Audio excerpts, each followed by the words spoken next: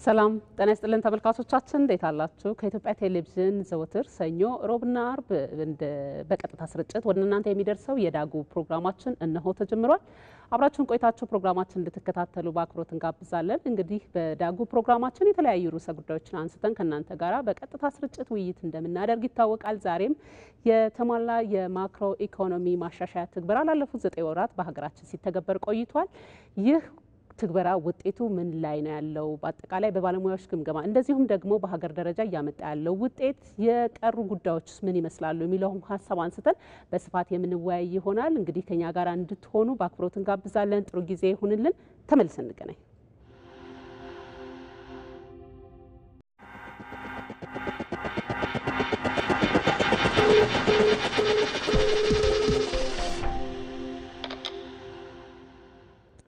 ተመልሰናል ተመልካቾቻችን። በዚህ ርዕሰ ጉዳይ እንደተለመደው ሁሉ እንግዶች ጋብዘናል። እንግዶቻችን ዶክተር ዱጋሳ ሙሉጌታ በአዲስ አበባ ሳይንስና ቴክኖሎጂ ዩኒቨርሲቲ የምጣኔ ሀብት መምህርና ተመራማሪ ናቸው። እንደዚሁም ፋሲል ጣሰው በዩኒቲ ዩኒቨርሲቲ የምጣኔ ሀብት መምህርና የጊዜ ሳይንስ ቀመር ተመራማሪ፣ እንደዚሁም ደግሞ ወደ ወላይታ ስቱዲዮአችንን እንሻገርና መምህር መሳይ ገላው በወላይታ ሶዶ ዩኒቨርሲቲ ቢዝነስና ኢኮኖሚክስ ኮሌጅ የኢኮኖሚክስ ትምህርት ክፍል መምህር ናቸው። ከነሱ ጋር ነው ቆይታ የምናደርገው። በድጋሚ ጥሩ ጊዜ ይሁንልን። አብራችሁን ቆዩ።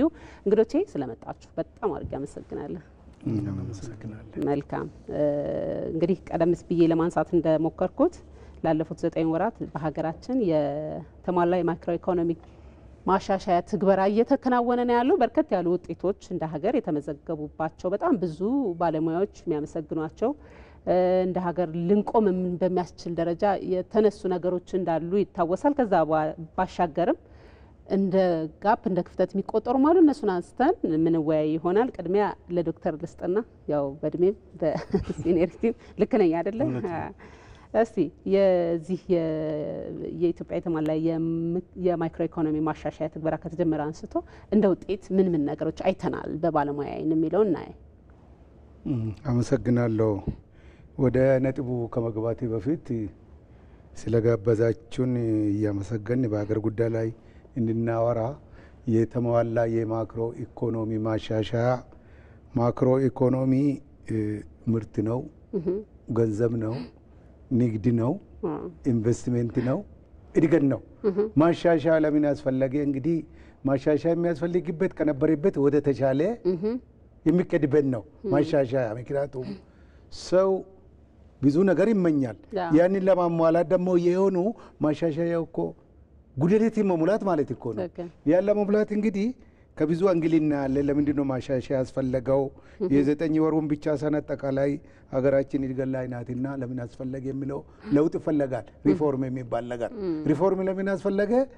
ካልተሻለ ወደ ተሻለ፣ ከጎደለ ወደ ተሟላ ነው ትርጉሙ እስከሚገባን ድረስ። እንግዲህ ብሂሎች አሉ፣ የኢትዮጵያም ሆነ የዓለም ብሂሎች አሉ። ማሻሻያ ሲፈለግ እሱም ባነሳ አጠራረጌ ደስ ይለኛል። ለምሳሌ ማሻሻያ ወጣ ገባ ነው። የተሟላ የካሪቢያን ምንጣፍ የተሟላበት አይደለም። ብዙ ውጣ ውረዶች አሉበት። ያንን የሚያጠናክርልን ኮሙኒስቶች የሚሉት ድሮ ወጣ ገባ ነው መንገዱ በአብዮት ጎዳና ሲሄዱ ይላሉ ይሉ ነበር። ያው ይባላል ይሉም ነበር። ያው ታሪክን አረሳም። ሪፎርሚስቶች ደግሞ ምንድን ነው የሚለው? ወጣ ገባ ነው መንገዱ በለውጥ ጎዳና ሲሄዱ ይላሉ። እነኚህ በአብዮት ጎዳና፣ እነኚህ ደግሞ በለውጥ ለውጥ ነው። ወደ ቴዎሎጂ ሲኔድ ደግሞ ከግብረ ገቡ ጋር ሲሄዱ ወጣ ገባ ነው መንገዱ በህይወት ጎዳና ሲሄዱ ይላሉ። ይሄ ነው እንግዲህ ወጣ ገባው።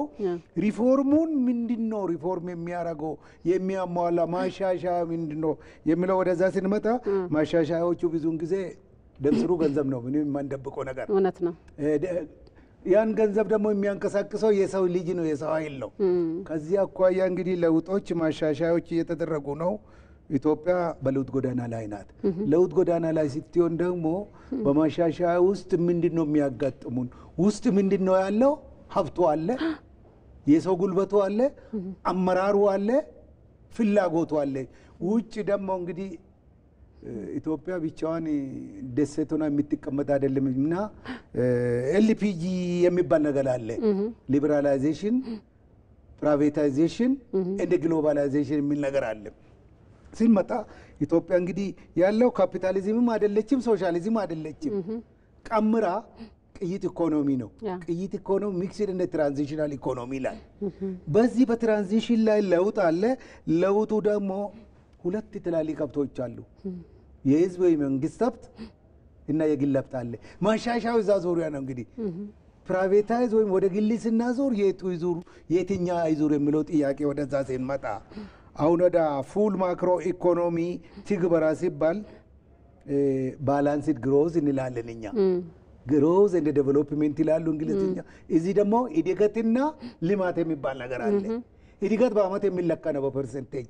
ኢትዮጵያ በ8% ታደገች፣ በ6% ታደገች ምናምን የሚባለው በ6 ወርና በ12 ወራት ውስጥ ተወስዶ ፊዚካል ፕሮዳክቱ በፐርሰንት እናስቀምጣለን።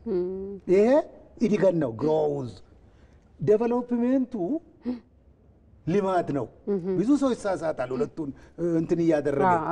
አሁን ዴቨሎፕመንቱ የ5 ዓመት የ10 ዓመት የ20-30 ሆኖ በሁሉም አቅጣጫ ሰላማዊ የጦር ግንባር የሚባል ነገር አለ። ትላልቁ ሴክተሮች አሉ። ግብርና፣ ኢንዱስትሪ አለ፣ ሰርቪሱ አለ። በዛ ስር ደግሞ ሰብ ሴክተሮች አሉ። ያን ይዞ በገንዘብ ኃይል እያንቀሳቀስን የማክሮ ኢኮኖሚ እንግዲህ ፊስካል ፖሊሲ የምንለው አለ፣ ኢንቨስትመንትና ግብር መሰብሰብ። ሞኔታሪ ፖሊሲ ደግሞ አለ፣ ገንዘብ የማቅረብና ገንዘብ የመጠቀም። እነኚህ ነገሮች አካሄደን ስንሄድ አሁን ድሮ ኢሲኤስ ወይም ደግሞ የኢትዮጵያ የኮሞዲቲ ኤክስቼንጅ ነው። አሁን ደግሞ ወደ ካፒታል ማርኬትም እየገባን ነው። ይህም አንድ ለውን ነው። የውጭ ኢንቨስተሮችንና ባንከሮችም እየጋበዝን ነው። እነዚህ በሙሉ ፉል የማክሮ ኢኮኖሚ ትግበራ ሲገባ ትላልቅ ድርጅቶች አሉ ውጭ ያሉት እንግዲህ እንደና ዓለም ባንክ እንደና ዓለም አቀፍ የገንዘብ ድርጅት ከነሱ ጋር ደግሞ የተዋዋለና የሚያገናኙ ነገር አለ። ከውጭ ንግድ ወይም ደግሞ WTO የዓለም የንግድ ድርጅት ጋር የሚያገናኘን አለ። እንግዲህ ሪፎርሙ ሲካሄድ የውስጥ ኃይል አገር በቀል የኢኮኖሚ እድገትና ከውጭው ጋር ደግሞ ግሎባላይዜሽን LPG ብለናል ቅድም ከነሱ ጋር የሚያሰናስሉ ስላለ ጥንቃቄ የተሞላበት በገንዘብ ሚኒስቴር፣ በኢኮኖሚ ልማት ሚኒስቴር፣ በሌሎች የሚኒስቴር መስሪያ ቤቶች በሁሉም ሰላማዊ የጦር ግንባር ይከፈታል። በግብርናው፣ በኢንዱስትሪው፣ በአገልግሎቱ፣ በሌላ በሆቴሉ፣ በቱሪዝሙ፣ በትምህርቱ በሚከድበት ጊዜ የተሟላ የማክሮ ኢኮኖሚ ማሻሻያ ተብሎ ሲወሰድ ገብቶናል አልገባንም የሚል ነገር አለ። ለውጡ ምን አመጣ የሚባል ነገር አለ። በጅምላ የምንፈርጅ አለ፣ በጅምላ የምንጠላ አለ፣ በጅምላ የምንደግፍ አለ። እዛ ጋ ነው ትልቁ ነጥብ። እንግዲህ አንዳንዱ አይቶ ማየት የሚሳነው አለ፣ እያየ እየሰማ መስማት የሚሳነው አለ። ኢንፎርሜሽን ጎሎት ሊሆን ይችላል፣ ሰምቶም እንዳለ አላሰማ ሊሆን ይችላል። ለውጦች አሉ እንግዲህ አሁን በእኛ ጋር ጉድለቶች እንዳሉ ነው። ለውጦችን ያ የምናይ ስለሆነ እኔ አይቼ አላየውም ካላልኩ በስተቀር የሚታይ ያለ ጉድለት እንዳለ የትም ዓለም አለ። እንኳን እኛ ጥግ ደርሳለች የምትባለው አሜሪካ ጋርም ጉድለት አለ። ለምንድን ነው የሚጎለው? ፍላጎት የፓሲፊክ ውቅያኖስ ነው፣ አቂም ደግሞ የወንጪ ወይም የሆራ ሀይቅ ነው። ሁለቱን ለማጣጣም ነው ኢኮኖሚክስ ያስፈልገውና እንግዲህ የማክሮ ኢኮኖሚ በዛ ደረጃ ስለሆነ በኋላ የምንመጣበት ሊሆን ይችላል። ምን ተሟላ፣ ምን ተሳካ፣ ምን አልተሳካም ነው ቁጥሮች የሚያስረዱን ስለሆነ ወደዛ ልንመጣ እንችላለን። መልካም መለሳለሁኝ ዶክተር፣ በጣም አድርጌ አመሰግናለሁ። ወደ ፋሲል እመጣለሁ። እንግዲህ ቀደም ሲል ካነሳሁት ጋር በዛው አያይዤ የማነሳው ምንድነው ይሄ የማክሮ ኢኮኖሚ የተሟላ የማክሮ ኢኮኖሚ ማሻሻያ ወደ ሀገር ሲተገበር በተለይ ዜጋው ላይ በጣም ቆንጠጥ ሊያደርግ እንደሚችል ለሚቀጥሉት 2 ዓመታት አስቸጋሪ ሊሆን እንደሚችል በራሳቸው ጥናቱን ባጠኑ የስራ ኃላፊዎች ባለሙያዎችም ሲነሳ ነበረ። ከዚህ ጋር አያይዘው ትንሽ ቅሬታ የሚያቀርቡ እንደ ግለሰብ ቡድኖችም አሉና ምንድነው በሂደቱ እንዲህ አይነት ነገሮች ሊፈጠሩ አይችልም ወይ፣ ጤናማ አይደለም ወይ፣ ተፈጥሯዊ አይደለም ወይ የሚለውንም በዛው እንዲያዩልኝ። ግን ከዚህ አጠቃላይ ማክሮ ኢኮኖሚ የተሟላ ማክሮ ኢኮኖሚ ማሻሻያው እንደ ሀገር ምን አይነት ውጤቶችን እያስገኘ ነው የሚለውን ነው። በጣም ጥሩ። ወደዚህ ጥያቄ መልስ ለመምጣት ይሄ አጠቃላይ የማክሮ ኢኮኖሚ ለውጥ ማሻሻያ አሁን ላይ ተኩረን እንስራ እንጂ መነሻው በተለይ የኢትዮጵያ 3000 ዓመት ስንጀምር የተጠነሰሰ ትንበያ አለ። የዛሬ 1000 ዓመት የሚመጣ ትውልድ ያ ነገር እንዴት ነው ሲባል የህዳሴ ግድብ ነው የተጀመረው። ስለዚህ የሚመጣው 1000 ዓመት ህዳሴውን ግድብ ሲጀምር ምንድነው ዓላማው ሲባል በየ76 ዓመት አንድ ትውልድ ይሄ ይላል ብንል 13 ተከታታይ ትውልድ ኢትዮጵያን ከጦርነት ከችግር ወጥተው ዓለምን አስተባብሮ የሚመጣው ትውልድ በፈጠራ በእውነት በገበያ ቅድም እንደተባለው በገበያ ህግ በነፃ የመስራት በችሎታ በእውቀት ማለት ነው። እንዲሁም ግሎባላይዜሽን የሚባለው የሚመጣው ትውልድ የሚለው ትርጉም ግሎቡ ይሄ ሰፊ ሞቃት ምድር ከጠባብ ቀዝቃዛ ምድሩ እየፈጠነ በመሾር የሚመጣ ክስተት ነው። ምንም የሚቆም አይደለም። ከዚህ አንፃር የግሎባላይዜሽን ጽንሰ ሀሳቡ ቀደም ሲል በቅኝ ግዛት ወስደውብን የነበሩትን ምድር በገበያና በገበያ ህግ ስርዓት መልሰው ሰጡን ማለት ነው። እሱኑ ከግምት በመውሰድ ነው እንግዲህ ህዳሴው የተጀመረው። ሌላው ለዚህ ለማክሮ ለውጥ አንዱ ለምሳሌ አሁን የአዲስ አበባ መለወጥ ስናይ ምንድነው ነጥቡ የሚለው ሲመጣ አዲስ አበባ የኢትዮጵያ ብቻ ሳይሆን መላው አፍሪካ ብሎም የዓለም መዲና ሴንተር ከተማም ስለሆነች ነው። የ1000 መንገድ ጉዞ ከወዲሁ መጀመር ፍጹም ስለሆነ ነው። እና ከዚህ አንፃር እንግዲህ ይሄን የሚሰራውን ስራ በኢኮኖሚያዊ፣ ማህበራዊ፣ ፖለቲካዊና እምነታዊ መስተጋወሪ አመራር ሁሉም በባለቤትነት ገብቶ መስራት እጅግ አስፈላጊም ብቻ ሳይሆን አስገዳጅም ነው። አዎ ምክንያቱም ይሄን ሚሊኒየም ብለን አሁን በእንግሊዝኛ ስንል ፉካሬ ኢየሱስ የሚለው ጽንሰ ሀሳብ እንደዚሁ ኢየሱስ ክርስቶስ የተናገረው ትንቢት ማለት መሆኑን መርድ ወልዳረጋይ የተባሉ ሂስትሪ መምህር ጽፈውት አየሁ ማለት ነው። ስለዚህ ሚሊኒየም ፉካሬ ኢየሱስ ሲባል መጪ 1000 ዓመት ሁሉም በተለይ ኢትዮጵያ የተባለ ነቅቶ አሁን ከምናየው የሞኝነት ስራ በተለይ ማክሮ ኢኮኖሚ እንቅስቃሴውን አሁን ከፍተኛ ተግዳሮት የጣለበት የገንዘብ አመራሩን የሚሰሩ ሙያ ሴክተሮች በተለይ የግልም ሆነ የመንግስት ባንኮች እጅግ በባለሙያ የታጨቁ ናቸው። ገንዘብ ፍጹም ሙያና በጥንቃቄ በሳይንሳዊ ዘዴ የሚሰራ ስራ ነው። ከዚህ አንፃር ብርን አፋፍተው ከዶላር ጋር መወዳደር ሲገባ ብርን ዝቅ ዶላርን ከፍ እያደረጉ የሚሰሩት ስራ ፍጹም ከምጣኔ ሀብት ሳይንስ ይጻረራል። ይሄ የማክሮ ማዕቀፍ ሂደቱን በተለይ ሰዎች ላይ ችግር እየተከሰተ ነው፣ አደጋ እየተከሰተ ነው ያልሽው ነገር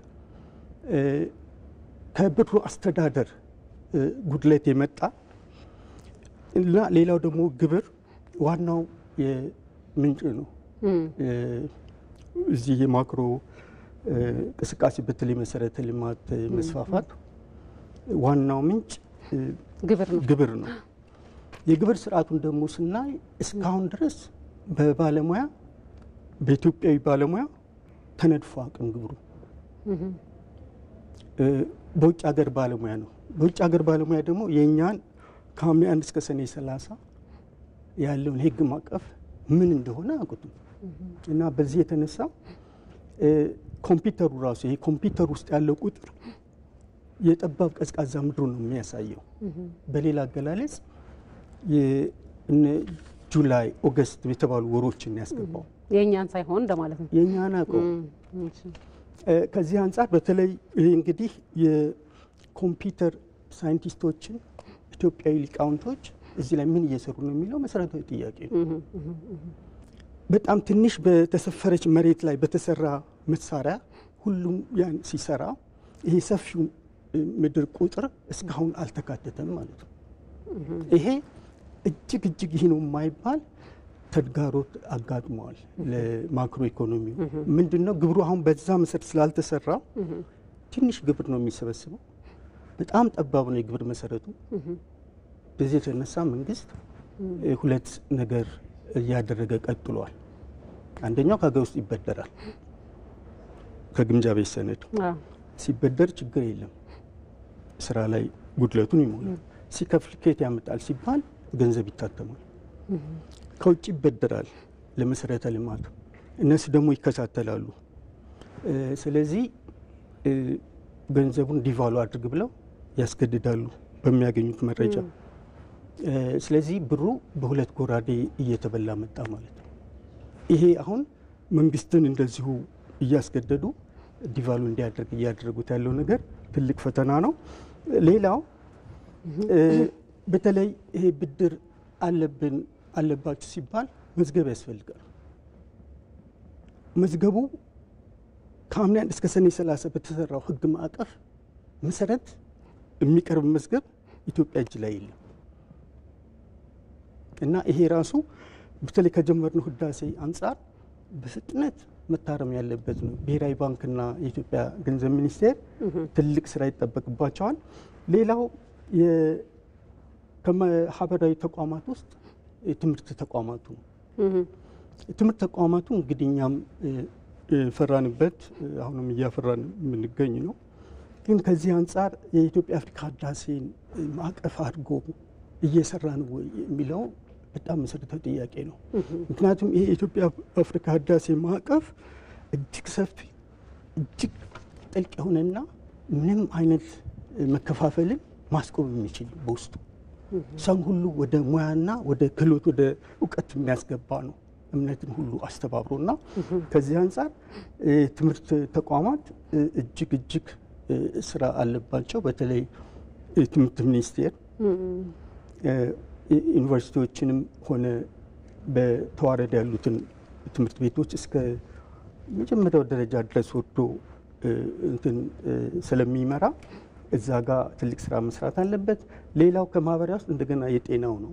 የጤናው እንዲሁ በተለይ የጤና ሙያ በደንብ በጥብቅ ላይ ነው። ሰው በጤናው እየኖረ በእድሜው ሲያበቃ እግዚአብሔር ይወስደዋል። በመሀል ግን ቢታመም አደጋ ቢደርስበት እድሜው እንዲቀጥል ሐኪምን አእምሮ ሰጥቶ ሁሉን ነገር እንዲሰራ አድርጎታል። ከዚህ አንጻር ሐኪሞችም ይሄንን በኢትዮጵያ አፍሪካ ህዳሴ ማዕቀፍ ውስጥ የእግዚአብሔር ወኪል መሆናቸውን ከግንዛቤ በማስገባት የክህሎት እውቀታቸውና እንዲሁ አድማስ ስፋታቸውን በመጨመር ይሄ የለውጥ ባለቤትነት ላይ እንዲሁ መምጣት አለባቸው። ሌላው የምናየው የኢኮኖሚው ነው። ኢኮኖሚ ቅድም ዘርዝሯቸዋል። በተለይ ግብርናው እጅግ መሰረታዊ ሴክተር ነው። ኢንዱስትሪው ገና እየተጀመረ ነው። የግብርናው ለኢንዱስትሪው ከፍታ ግብአት እንደሚሆንም ነው። ሰፊ የሰው ኃይል ነው የያዘው። እጅግ በስፋት የሚጠበቅበት ነው። ከዚህ አንጻር እንግዲህ ይሄ ሴክተር የግብርናው ቅድም በተለይ እድገት ይለካል በአመት ካለው ይሄ የማክሮ ኢኮኖሚ እድገት ቁጥር መለኪያው አመት ነው። ግን በደንብ አጢኖ ላየው ነግቶ እስኪመሽ ከምንጩ እና መሽቶ እስኪነጋ ከምንጩ ሲታይ በ24 ሰዓት ከጥቅሜታው አንጻር ሲመዘገብ በጣም በሚገርም ሁኔታ 24 ሰዓት ውስጥ 28 ዓመታት የተካተቱ ናቸው። የሎንግ ተርም የምንለው ያ ደግሞ በ4-7 የመካከለኛ ጊዜ ማዕቀፍ ውስጥ የወደቀ ነው። ስለዚህ አንዷን እለት ስንወስድ በውስጡ 16 ወቅቶች አሉ የግብርና ሴክተሩ ማለት ነው። ስለዚህ ይሄ ምጣኔ ሀብት ሲሰራ በተለይ ረቂቅ ማይክሮ ኢኮኖሚክስ ይሉታል፣ በእኛ አዳዲስ አፍታ ነው የምንለው እና የግብርና ሴክተር ውስጥ ያሉ ባለሙያዎች ገበሬዎችን ወቅትን ተከትለው እንዲሰሩ በዚህ ህግ አገባብ መጥተው በአፍታ ህግ ውስጥ እየገቡ ሊያማክሩና እንዲሁ የህዳሴውን ይሄ አጠቃላይ የማክሮ ኢኮኖሚ ለውጡን ባለቤትነትና ተሳታፊነት እንዲያመጡ ማድረግ ይገባል። መጨረሻ ላይ እምነታዊ ተቋማት የፖለቲካው ታማኝ የሆኑ ተቋማት እንደማለት ነው። እምነታዊ ተቋማት ማለት የሃይማኖት የክርስትናና የእስልምናው ማለት ነው። የክርስትናው በ3 ምድብ 4 ዓመት ከመስከረም 1 እና ከሴፕቴምበር 12 ዓመተ ምህረትና አኖ ዶሚኒ ጀምሮ እየቆጠርን ያለ ነው የሱን እድሜ መሰረት በማድረግ ነው። የሂጅራ ጁን 2622 አኖ ዶሚኒ ላይ የእስልምና ዘመን ጀመረ ተብሎ ነው የተጻፈው ቅዱስ ቁርአን ላይ። እሱን ወደኛ ደግሞ አይተን ስናመጣው በእኛ መቁጠሪያ ሰኞ ዕለት ሰኔ 13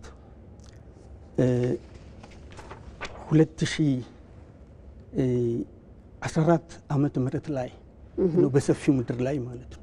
በጠባሙ ምድር ላይ ጁን 622 ስለዚህ በዚህ በ3 ምድብ 4 ዓመተ ምህረትና አኖ ዶሚኒ ህግ የሳቸው እድሜ በትክክል በትንቢት እየተሰራ ያለው እኛ እጅ ላይ ያለ ማለት ነው። ስለዚህ ክርስትናና የእስልምና እምነት አመራሮች ይሄን የኢትዮጵያ አፍሪካ ህዳሴ ቅድም መግቢያው ላይ እንዳልኩት ይሄ ማክሮ ኢኮኖሚ ሪፎርም ለውጡንም እንደዚሁ በተሳትፎ የመሄድ ይሄ አገሬ ጋራ ነው ሃይማኖት የግል ነው እሱ ድሮ ቀረ። አሁን የኢትዮጵያ አፍሪካ ህዳሴ አይደለም እኛን ኢትዮጵያን አጠቃላይ ዓለምን ይዘን ለውጣለን ነው። ምልክቱን ሰጥተናል። ምልክቱ ሁለተኛው ህዳሴ ሙሌት ላይ ኮሮና ቫይረስ ተከስቶ 6 ወር አጠቃላይ ዓለም ኢኮኖሚ በጥሶት የነበረውን ውሃው ሲሞላ ነው የሰው ልጅ ትንፋስ እንደገና መቀጠል የጀመረውና የዓለም ህይወት እንደገና ያስቀጠል ነውና ይሄ ሀብት በደንብ ተጨብጦ መያዝ አለበት። በአጠቃላይ የዚህ የማክሮ ኢኮኖሚው የኢትዮጵያን ህዳሴ ለማስጀመር ፋውንዴሽን መሰረት ነው። ሁሉም ሰው መሳተፍ መቻል አለበት። ሁሉም በዚህ ጉዳይ ላይ እጁን አስገብቶ መስራት አለበት። ምን ፈልገው እድገት ብልጽግና እንዲመጣ ይሄ ደግሞ የኢትዮጵያን ተፈጥሯዊና የአኗኗር ዘዬ ስነ ልቦናን ያካተተ መሆን አለበት ነው የሚሉት። በጣም ጥሩ ሀሳብ ነው ያነሱት። በጣም አድርጌ አመሰግናለሁ። ሌሎች ነጥቦች ተመልሼ አነሳለሁ። ወደ ወላይታ ሶዶ ስቱዲዮአችን ሄድና መምህር ይሰማዎት ከሆነ ቀደም ሲል የተለያዩ ነጥቦች እያነሳን ነበረ። እርስዎ በዚህ ሀሳብ ላይ በተለይ እንደ መምህር እንደ ሀገር እነዚህ አይነት ነገሮችን አለማድረግ ምን አይነት ዋጋ ሊያስከፍል እንደሚችል ምን ያህልስ በጣም ማለት ጊዜያዊ ነው ወቅታዊ ነው የሚለውን ነገር እስቲ አንሱልን። እሺ አመሰግናለሁ። ያው በዋናነት ሊነሱ የሚገቡ ሀሳቦችን የስራ ባልደረቦቼ በደንብ በዲቴል ያነሱበት አግባብ አለ። እኔ ሂስቶሪካል ባክግራውንድ አመጣጡ ላይ ብዙ አልመጣበትም። ነገር ግን ይሄ ሙሉ ወይም ፑል ማይክሮ ኢኮኖሚክ ማሻሻያውን ስንመለከት ያው የራሱ የሆነ ፖሊሲ ያለበት ነው። እንደሚታወቀው ያው ወደዚህ ፖሊሲ እንድንገባ ያደረጉ ደግሞ ምክንያቶች ነበሩ። እንደ ሀገር እንግዲህ የውጭ ዕዳ ጫናዎች ነበሩ። የኛ የኢንፍሌሽን ሬቱ ወደ ዳብል ዲጂት መግባቱና የመሳሰሉ ችግሮች ወደ ሪፎርሙ እንዲገቡ አስገድዶናል። ስለዚህ ከሪፎርሙ ደግሞ አሁን ሙሉ ወደሚባል ደረጃ ከመጣን በኋላ ምን አይነት ለውጦች አስገኝተዋል የሚለው ነገር ስንመለከት እኛ እንግዲህ ከዚህ በፊት የነበረው የኛ ፖሊሲ ግብርና መር ኢንዱስትሪ የሚባለው ሂደት ላይ የነበርንበት ሂደት ያው የምናስታውሰው ነው። አሁን ግን ወደ ማክሮ ኢኮኖሚ ማሻሻያዎች ውስጥ ግብርና ሴክተር እንደ ሴክተር የኢንዱስትሪ ሴክተር ላይ ትኩረት ተሰጥቶ መሰራት እንዳለበት የራሱ የሆነ ሴክተሮችን በመለየት ነው ወደ ሪፎርሙ የገባበት ሂደት ያለው። በተለይ የአይሲቲ ወይም የዲጂታላይዜሽን ጉዳይ ከዛ በዘለለ ደግሞ እነዚህ በቱሪዝም ሴክተር ፕሮሞት ከማድረግ አንፃር ገቢ ለማግኘት ተደርጎ የተወሰዱ አካሄዶች ነበሩ። እነሱ መነሻ በማድረግ እንግዲህ እንደ ሀገር ግብርና ያው ቢታወቃል ብዙ ሰው ያለበት ነው።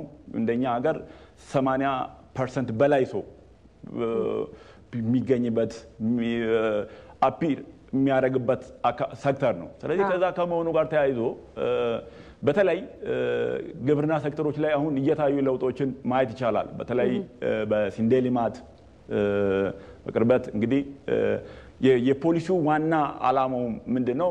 እንደዚህ ኤክስፖርትን ፕሮሞት በማድረግ አገር ውስጥ ደግሞ የሚመረቱ ከውጭ የሚመጡ ኢምፖርትን ደግሞ ሳብስቲዩት ማድረግ ነው ዓላማ የነበረው። ስለዚህ ከዛ ጋር ተያይዞ የተወሰኑ ለውጦች እንዳሉ ነው እያየን ያለ ነው። ግን አሁንም ካለው ፖቴንሻል አንፃር ብዙ ስራ እንደሚጠይቅ ነው የሚገባኝ። ስለዚህ ግብርና አካባቢ ላይ ያሉ እሾች አሁንም ሜካናይዝ ማድረግ ያስፈልጋል። ወደ ኢንዱስትሪ ጋር ሲመጣ ኢንዱስትሪው አሁን እንደምናየው አምራች ኢንዱስትሪዎች ጥሩ መነቃቃት ውስጥ እየገቡ ያሉበት ሂደት ነው ያለው። ስለዚህ ይሄም ቅድምም ከቤቱ ሲነሳ እንደነበረው ኢንዱስትሪው አሁን ገና ወደ ስራ እየገባ ያለበት ሂደቶች አሉ። ይሄን አጠናቅረን ብንቀጥል አሁንም ለውጡ ይቀጥላል የሚል ነገር አለ። በተለይ ከዚህ ጋር ተያይዞ ይሄ እኛ እንግዲህ ዋና ዓላማው ግቡ ምንድነው? በተለይ ኢንቨስትመንት ጉዳይ ነው። እንግዲህ አንድ ሰው አገር ውስጥ መጥቶ ኢንቨስት ለማድረግ የሚያስችለን የውጭ ምንዛሪ ያስፈልገናል። ስለዚህ ከዚህ አንፃር የሪፎርሙ ያው የመጀመሪያ ጉዳይ ተደርጎ ከዚህ ከፋይናንስ ሴክተር ጋር በተለይ የውጭ ምንዛሪ እጥረት የነበረው ሂደት ወደ ሪፎርሙ እንድንገባ ያስገድዱ ነገሮች ውስጥ አንዱ ብዬ ነው ማስበው እንደ ባለሙያ። እንግዲህ ይሄ ጉዳይ አሁን ስንመለከት የውጭ ምንዛሪ ክምችቶች ከበፊቱ እየተሻሻለ የመጣበት አግባቦቹ ነው ያሉት። ይሄ ቆንጆ ግራውንድ ይፈጥራል። ለምን ሰው የውጭ ምንዛሪ ጉዳይ ሶልቭ የሚደረግ ከሆነ ኢንቨስትመንት ይኖራል። ኢንቨስትመንት ደግሞ ካለ ወደየት ነው የምንሄደው? ወደ ስራ ወደ ጆብ ክሬሽን ወይም እንደዚህ አሁን እንደኛ ሀገር አንኤምፕሎይመንት የማይክሮ ኢኮኖሚክ ዋና ፕሮብለም ተደርጎ ነው የሚወሰደው። ይሄን ሶልቭ ከማድረግ አንፃር የሚታዩ ችግሮችን ለመቅረፍ ኢንቨስትመንት አማራጮች ወይም ኢንቨስትመንት ለሚያስፈልጉ ጉዳዮች ቢሮክራሲ ሊሆን ይችላል፣ ሌላ ጉዳዮችን በማመቻቸት ወደዛ የሚንገባ ከሆነ ስራ ወደ መፍጠር ሂደት ነው የምንሄደው። ስለዚህ እዚህ አካባቢም የተወሰነ ለውጦች እየታዩ ነው። ተጠናክሮ የሚቀጥል ከሆነ እንደ ሀገር ስራ እድል ከመፍጠር አንፃር እንግዲህ በጣም ችግር ያለበት በተለይ አንኤምፕሎይመንት በጣም እንደ ሀገር ከፍተኛ ችግር ተደርጎ እየተወሰደ ያለበት ሂደት አለ። አንኤምፕሎይመንት እና ኢንፍሌሽን ጋር ተያይዞ ያሉ ኢሹዎች መልስ ለማግኘት እንግዲህ ፕሮሰስ ነው። ዛሬ ላይ በአንድ ጀንበር የምንመልሳቸው ባይሆንም ስቴፕ ባይ ስቴፕ እንደዚህ አይነት ኦፖርቹኒቲዎችን እየከፈትን የምንሄድ ከሆነ ስራ ዕድልን የመፍጠር ጉዳይ የተወሰነ መልስ እያገኘ ይሄዳል የሚል ነገር ነው ያለኝ። በፋይናንስ ሪፎርም ላይ በተለይ እነዚህ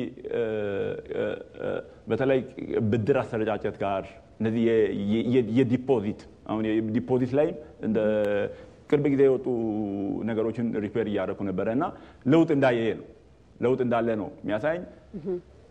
ከዛ ውጪ ዲፖዚት እንዳለ ሆኖ ያው በተለይ ከዚህ ከሞኔታሪ ፖሊሲ ጋር ተያይዞ እንግዲህ ብድር አስተዳደሩ ሊሚትድ ነው።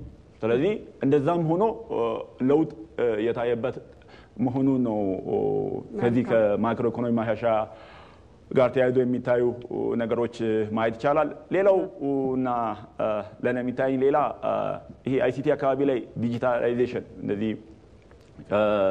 ታይም ሴቭ ከማድረግ አንፃር የሚታዩ ነገሮች ማርኬቱን ዲጂታላይዝ ከማድረግ አንፃር የተወሰኑ ኢሴፍ እየሄድን ያለንበት ሂደት አለ። ይሄን አጠናክረን የምንቀጥል ከሆነ ለብር ደህንነትም ለሌላ ጉዳይ ታይም ሴቭ ከማድረግ አንፃር ያሉ ኢሹዎችን ዲቴል ማየት ይቻላል። አሁን ቅድም ስታነሱ እንደነበረው ግን አፈጻጸም ላይ የሚታዩ ጉድለቶች አሉ።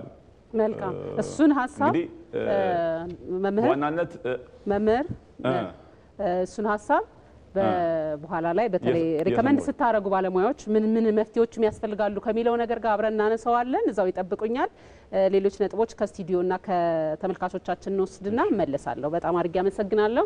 አንድ ስልክ መስመር ላይ አለ። ስልክ ቀበል። ሄሎ ጤና ይስጥልኝ። ጤና ይስጥልኝ። ደህና ማን ልበል? አብሹ እባላለሁ የሊጡ። እሺ አብሹ ስለደወሉ በጣም አድርገን እናመሰግናለን። እንግዲህ ያነሳነው ርዕሰ ጉዳይ ያው ትልቅ ነው እንደ ሀገር በጣም መሰረታዊና ይሄንን ትውልድ ሊቀይር ወደፊት ሀገራችንን በጣም በተሟላ በጤናማ የኢኮኖሚ ስርዓት ሊያስገባ እንደሚችል ታስቦ ትልቅ ጥናት ተደርጎበት በጣም ብዙ ጉዳዮች በውስጡ ተካተውበት የተጀመረ ትግበራ ነውና ከዚህ ጋር ያይዘን ነው እንግዲህ ሀሳቦች እያነሳን ያለነው። እርስዎ ምንድነው ያለው ሀሳብ ጥያቄም ቢሆን ማንሳት ይችላሉ። እሺ አመሰግናለሁ። በጣም እዚህ ባትርክም ለኪትንም ግን ከበር ማድረግ ይቻላል። አንዳንድ ሀሳብ ጥያቄዎች ስላሉ የኢኮኖሚ ማክሮ ኢኮኖሚ ማሻሻያ ፕሮግራም ኢንትሮዲውስ ሲደረግ ለምርጫ ጉዳይ ነበረ። ትንሽ ስልኩ ይቆራረጣል። አሁን ስልኩ ይቆራረጣል ትንሽ። እስቲ መንቀሳቀስ እስቲ ቀጥሉ እስቲ። ይሰማል? አዎ ይሰማል፣ ግን ይቆራረጣል መሀል መሀል ላይ። እኔ ጋር አይደለም እኔ ያለው። መልካም እስቲ ቀጥሉ። የኢኮኖሚ ፕሮግራም የምርጫ ጉዳይ ነበረ። የተንቋቀቀች መሄድ ደግሞ ከወንድ ጋር ከችግር ያለመን ላይ ምንም አማራጭ የለም ነው ብዬ ነው የማስበው። እሺ ተመልካቻችን አብሹ እንደገና መልሰው ይደውሉልን። ትንሽ ጥራት የለውም እዚህ እየተሰማን ስላልሆነ መልሰው ይደውሉልን፣ ጠብቀውታለን። እሺ በጣም አድርጌ አመሰግናለሁ ለተሳትፎት። ወደ ዶክተር ዱጋሳ እመጣለሁ። ዶክተር ቀደም ሲል ስቱዲዮ ወላይታ ሶዶ ስቱዲዮ የነበሩት ባለሙያ ሲያነሱት እንደነበረው በመሰረታዊነት በዚህ ሪፎርም ውስጥ ትልቅ ጉዳዮች እንደ ሀገር ምሰሶ ናቸው ተብለው የተነሱ የሀገር የኢኮኖሚ ምሰሶዎች ለምሳሌ ግብርና፣ ኢንዱስትሪ፣ ቱሪዝም፣ ማዕድና ቴክኖሎጂን የመሳሰሉ ነገሮች በውስጡ ተካተዋል። ሁሉም የራሳቸው ትልልቅ ድርሻ ለሀገር ኢኮኖሚ ማበርከት የሚችሉ ትኩረት የሚሰጣቸው ዘርፎችም እንደመው ቢሆኑ ግብርና ግን ማይተካ ሚና እንዳለው ደግሞ ይታወቃል። ከዚህ ዓለም አቀፉ የእድገት መሰረት ሌሎች ሀገራት እንደዚህ የ5 ዓመት የ10 ዓመት የቅድ የትራንስፎርሜሽን ጊዜ አውጥተው የተስፈነጠሩ እንደነ ቻይና አይነት ሀገራትን እናነሳለና ይሄ ግብርና የሚለው ሴክተር ምን ያህል አጋዥ ነው? ምን ያህል ለኛስ ደግሞ በዚህ ባለንበት ሲዝን በመናወራበት አውድም ምን ያህል ትኩረት ተሰጥቶታል? ምንስ ያህል ደግሞ ውጤት ሊያመጣ ይችላል ብለው ያስባሉ? አመሰግናለሁ። ጥሩ ጥያቄ ነው። በእኛ በኢኮኖሚክስ ሊትሬቸር ባላንስድ ግሮዝ እና አንባላንስድ ግሮዝ የሚባል ነገር አለ። ባላንስዱ ቅድም እንደተናገርኩ በሁሉም ሴክተር ሰላማዊ ጦርነት ማካሄድ ማለት ነው። ግንባታ፣ ግብርናውም፣ ኢንዱስትሪውም፣ አገልግሎቱ፣ ሌሎች ሰብ ሴክተሮች አሉ። ነገር ግን ግብርና እንደ አምልኮት አንበለው እንጂ የሚመለክበት አንድ ትልቁ ነገር የሆድ ጉዳይ ነው እና ቀጥታ ከተፈጥሮ ጋር የተቆራኘ የተሰናሰለ ስለሆነ የጥንታዊ ጋሪዎች ህብረተሰብ እኮ ከዛ ይዘው ነው ወደ ዘመናዊ ኢንዱስትሪያላይዜሽን አርባናይዜሽን የመጡት። በመጀመሪያ ፉድ ሴኩሪቲ በምግብ ራስን የመቻል ጉዳይ ከግብርና ጋር የተሳሰረ ነው። ግብርናው ደግሞ የእህል አመራረትና የእንስሳት እርባታ ማለት ነው፣ አግሪካልቸር ስንል። ስለዚህ አንድ ቀጥታ የምግብ ፍጆታ፣ ሁለተኛ ለሁሉም ሴክተር ወደንም ጠላንም ግብአት የሚያቀርብ ግብርና ነው። ስለዚህ ግብርናው ከተፈጥሮ ጋር ከጫካ ጋር ከውሃ ጋር ከዝናብ ጋር የተገናኘ ነው። ከብትና እርባ እህልና ምርት የግብርና ውጤቶች ናቸው። ያ ሲባል እንግዲህ አባቶች ድሮ በጥንታዊ የጋሪዎች ህብረተሰብ ስራ ስር እና ፍራፍሬ እየለቀሙ ነው። በኋላ ከብትን በማላመድ ተም እያደረጉ በሞፈር ቀንበር ማረስ ጀመሩ። ቴክኖሎጂ ነው ይሄ። ከዶማ ወደ በሬ፣ ከበሬ ደግሞ ወደ ትራክተር ተመጣ፣ ከትራክተር ወደ ኮምባይነር ኢንቨስተር። ምንድነው ኤፊሺየንሲና ፕሮዳክቲቪቲ ለመጨመር ነው። አሁን በድሮ ጊዜ አመርተን 130 ሚሊዮን ህዝብ መቀለብ አንችልም፣ የሆድ ጉዳይ። ስለዚህ ግብርና ላይ ትኩረት መስጠት ማለት ምርጥ ዘር ማለት ነው፣ ማዳበሪያ ማለት ነው፣ ጸረ አረም ማለት ነው። ዘመናዊ የማምረቻ መሳሪያ ማለት ነው። እኔ እንደምረዳው የአቅሙ ስንነት ካልሆነ በስተቀር ጥሩ ትኩረት ተሰጥቷል ብዬ ቢወስድ የተሳሳትኩ አይመስለኝም። ለምን ከስንዴ እርሻ ጋር የቆላ መሬቶች መስኖ አለ። ድሮ የዝናብ ጠብታ ብቻ ነው የምንጠብቀው። አሁን በየቦታው በብዙ ሁኔታ በአይኔ ሜጄ ወደ ምስራቅ ምዕራብ ያያቸው ኦልሞስት አመቱ ሙሉ ነው ማለት ይቻላል። ባንችልም 2-3 ጊዜ በመስኖ የስንዴ ጉዳይ ወደ ደቡብ ድኔን የሙዝ ጉዳይ አመቱ ሙሉ የሚመረት ሌሎች ነገሮች አሁን ቡናም 2 ጊዜ የሚመረትበት ሁኔታ መጣ። ድሮ በአንድ ጊዜ ነው 2 ጊዜ የሚመረት። ስለዚህ ለግብርናው ሙሉ በሙሉ ነው ማለት አልችልም፣ ግን ተሰጥቷል፣ ትኩረት ተሰጥቷል። ለምንድን ነው ለሱ የተሰጠው? ለሁሉም ግብርናና ኢንዱስትሪ እኮ ሙሽራና ሙሽሪት ናቸው። ግብርናና ኢንዱስትሪ፣ ሰርቪስ ደግሞ ቤሎያ ደግሞ አጃቢ ነው። እሱን ነው የሚያስቀዱት፣ የሚነጣጠሉ አይደለም። ባላንስድ ግሮዝ እንግዲህ አቂም ያንሰናል፣ የገንዘብ አቂም፣ የሰው ኃይል፣ የቴክኖሎጂ አቂም ያንሰናል እንጂ በሁሉም አቅጣጫ ቢዘመትና ባላንስድ ግሮዝ ብናመጣ አንዱን አያኮርፍም። ለእንዲህ ተደረገ የሚባል ፎርዋርድ እና ባክዋርድ ሊንኬጅ የምንለው ነገር አለ። በዛ መሰረት እየተሰጠ ያለው የአፈር ማዳበሪያውን ከውጭ በስንት ቢሊዮን እኮ ነው የሚገባው አይደለም እንዴ?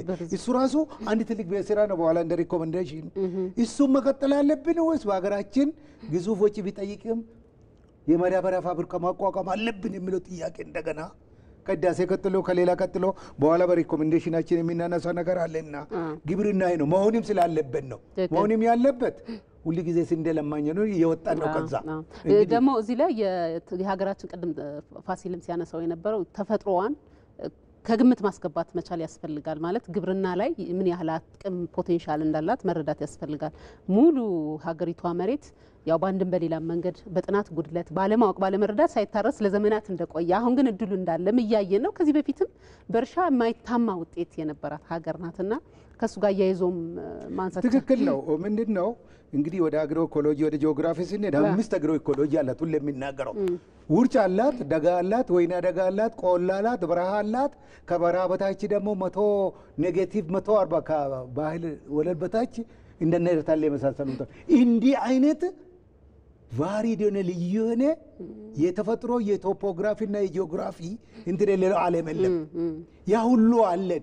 ድሮ ይዘፈን የነበረው ኢትዮጵያ ሀገር ሁሉ የሞላብሽ ነው። ትክክለኛ መሆኑን የተረዳሁት የኢትዮጵያን ኢኮኖሚ ሳስተምር ነው።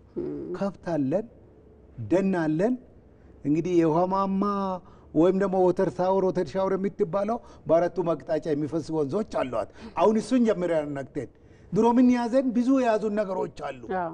እኛ በአብዮት ላይ ነው ጊዜችን ያሳለም ነው በመንግስት ጭቅጭቅና በስልጣን እንጂ በምርት ላይ በኢዲገላ በቴክኖሎጂ ላይ ቅርታ አድርግና አልተሰሩም እያልኩ አይደለም፣ እየሞከሩ ነበር። ግን ባልተከደበት መንገድ ነው ይሄን ነው ማከደ የሚገባ። አንደኛ ረሃብን፣ እርዛትን፣ በሽታንና ድንቁርና ማሸነፍ ነው ትልቁ እውነት በዚህ ምድር ላይ።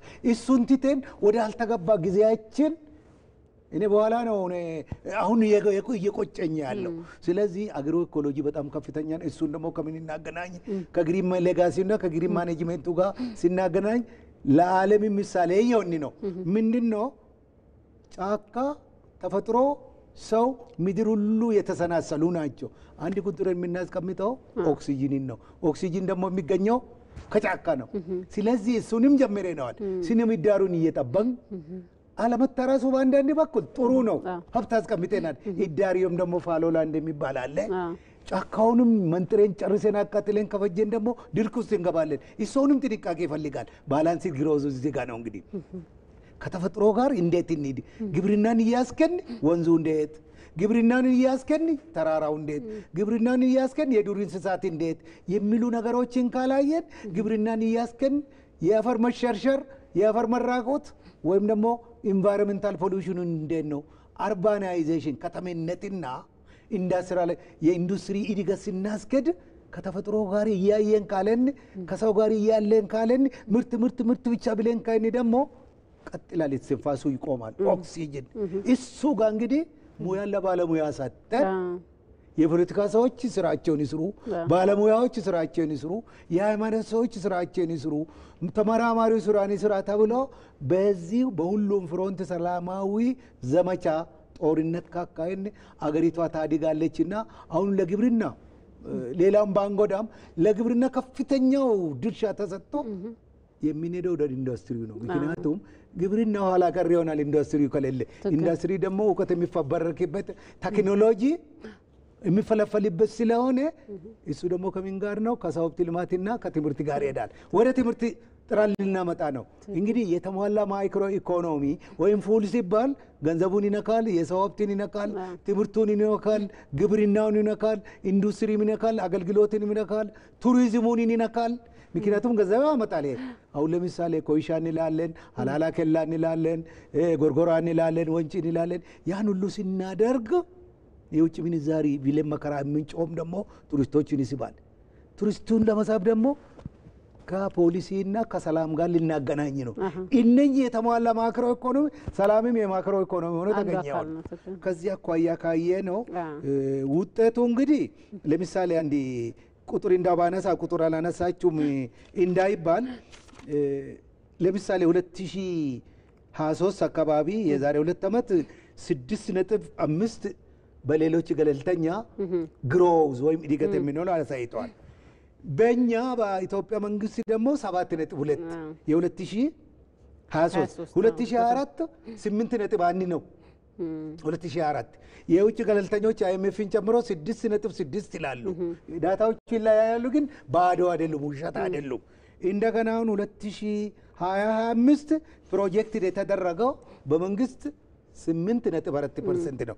አይኤምኤፍ ደግሞ ፎርካስት ያደረገው አሁን 3 ወር አይቀረንም 2025 6.5 ምክንያቱም ሰኔ 30 ነው እኛ ፊዚካል የምንዘጋው እንጂ የአውሮፓ መስከረም ማነው ጃንዋሪ ፈርስቲን አይደለም። ያም በመሆኑ የሆኑ ልዩነቶች ቢኖሩም እድገቱ አለ። ያም የሚታየው እድገቱ አዲስ አበባ ላይ የምናየው ነገሩን ኮሪደርን ወደዚህ ልናስገባ ነው አይደለም።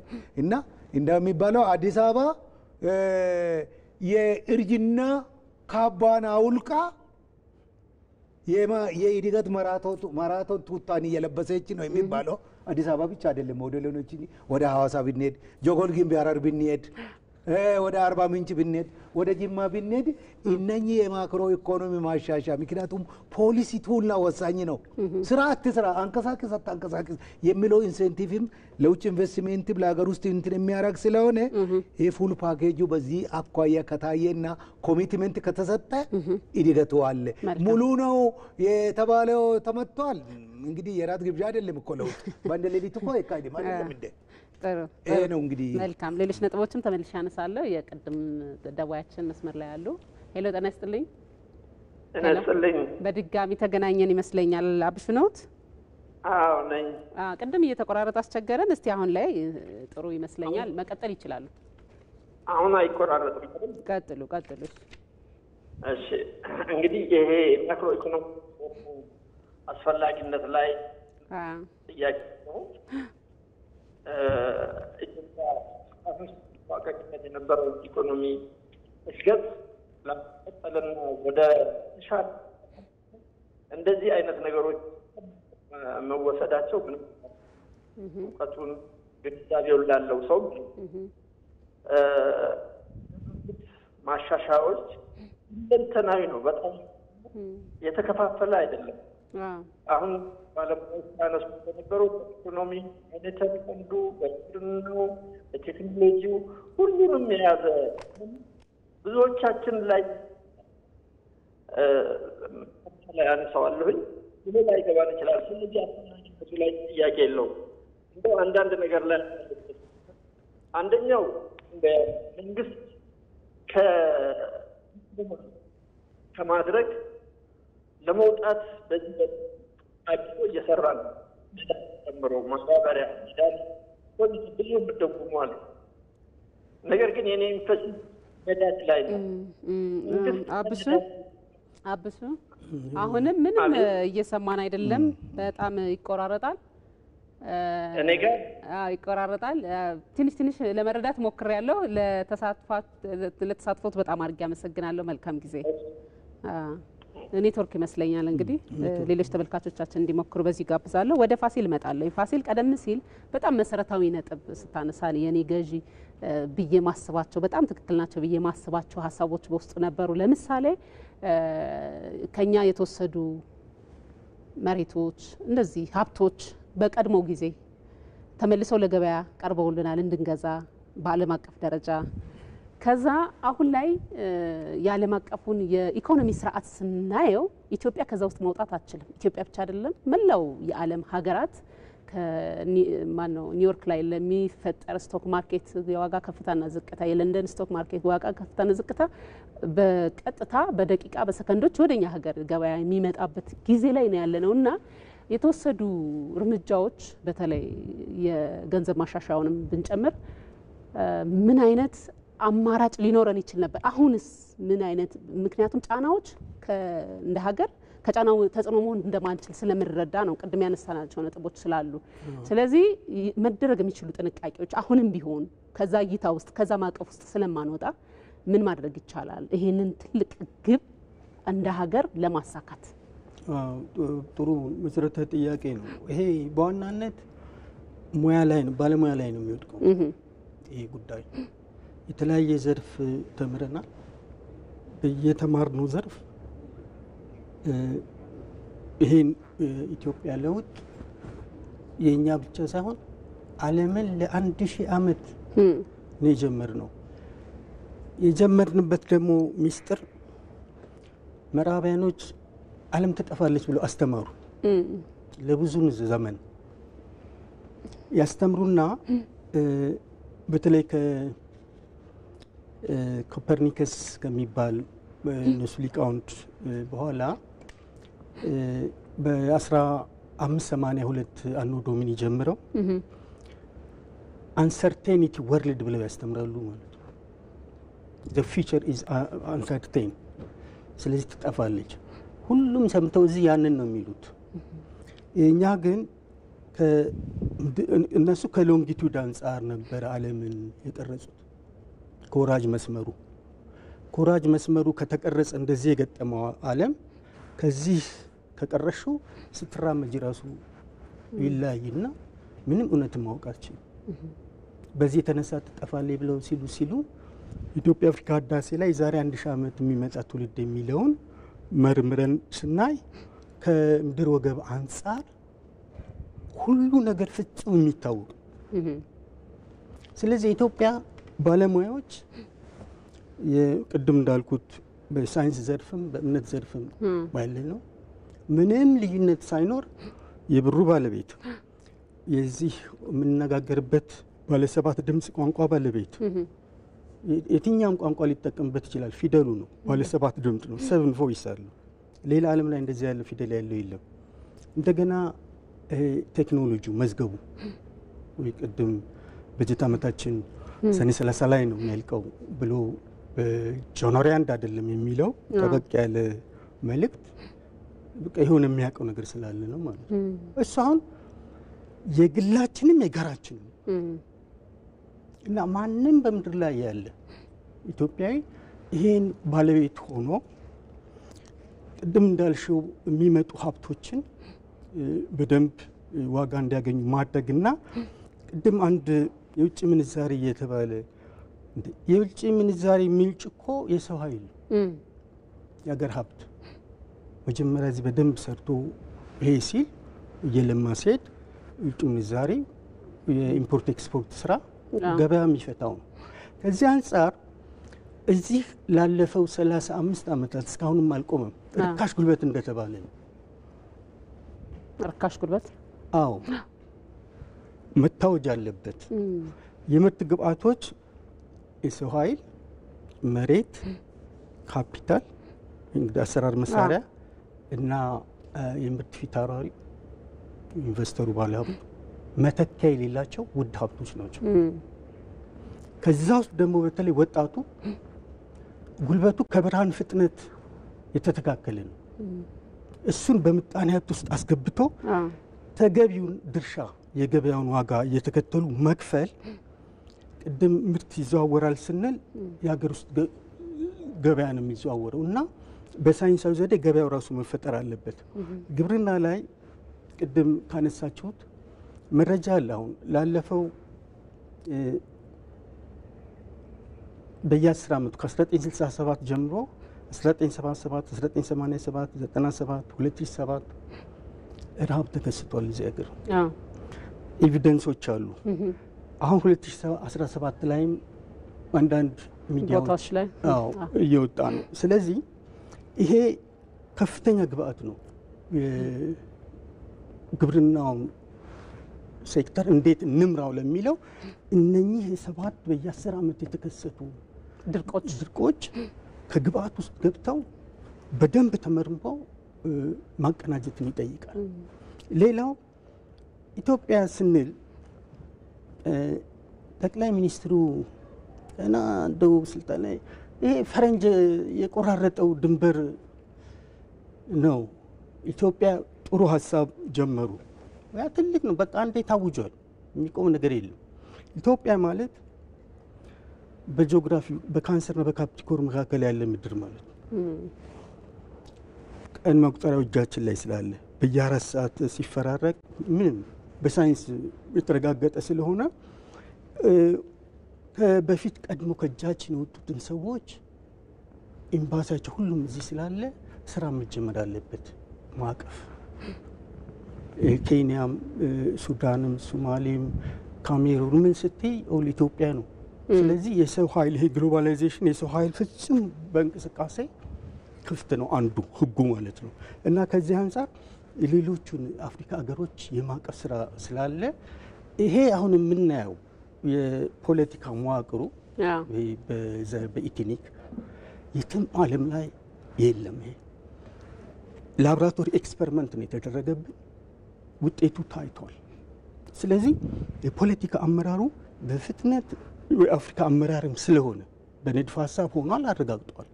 በገቢር ግን ስናይ እንደገና የፈረንጅ ጫና ውስጥ የመግባት ብሩን በዶላር የማስበላት ነገር እያየን ነው። የዓለምን ሆነ እውቀትና ክህሎት ክፍተት ነው።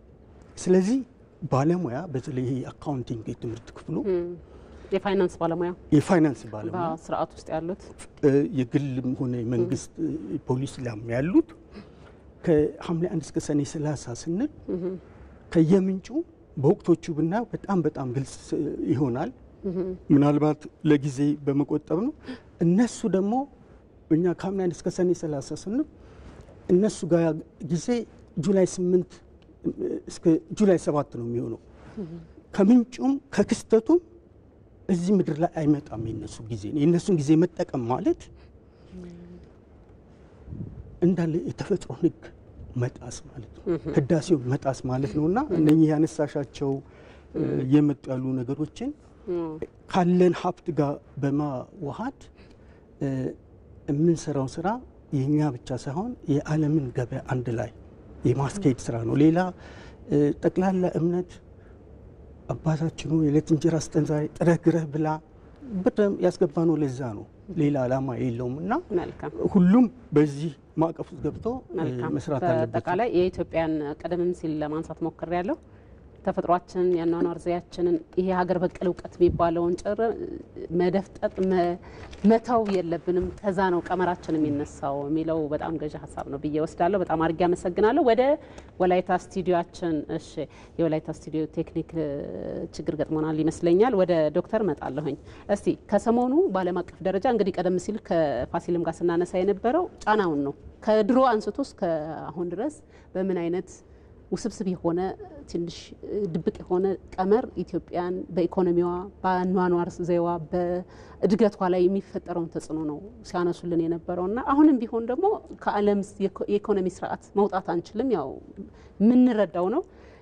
ሰሞኑን በተፈጠረው ዓለም አቀፍ የንግድ ሰጣ ገባ ለምሳሌ ቻይናና የአሜሪካን እንዲህ አይነት ጅማሮ ላይ ባሉ ሀገራት ለምሳሌ አሁን ኢትዮጵያ በደንብ በስፋት ይሄንን የማክሮ ኢኮኖሚ ትግበራ እያደረገች እንደሆነ ይታወቃል። እንዲህ አይነት በሚጀመሩ ጊዜ እንዲህ አይነት ጫናዎች ምን ያህል አደገኛ ናቸው? ምንስ አይነት ጥንቃቄ ማድረግ ይገባናል? በጣም ጥሩ ጥያቄ ነው። ከባድም ጥያቄ ነው።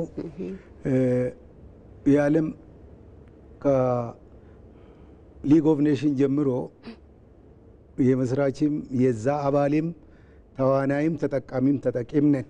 ከዛ በኋላ ከሁለተኛው የዓለም ጦርነት በኋላ እንግዲህ ትልቁ ግዙፉ ተርመንደስ ለውጥ የመጣው ዶላር ወርቅን ተክቶ እነኚህ ግዙፍ ተቋማት ዓለም አቀፍ የገንዘብ ድርጅትና የዓለም ባንክ ሲመሰረቱ ወርቅ ቦታን ትቶ ወደ ዶላር ሲሄድና የዶላር የበላይነት ሄጌሞኒ ሲመጣ ዓለም በዛች ቅርቃር ውስጥ የገባችው ከዛ ጊዜ ጀምሮ ነው። እንግዲህ ኢትዮጵያ በአንዳንድ በኩል በሁለት ነገሮች አሁንም ዝቅ አላደረገችም ባንዲራዋን፣ በሌላ አድርጋለች እያልኩ አይደለም።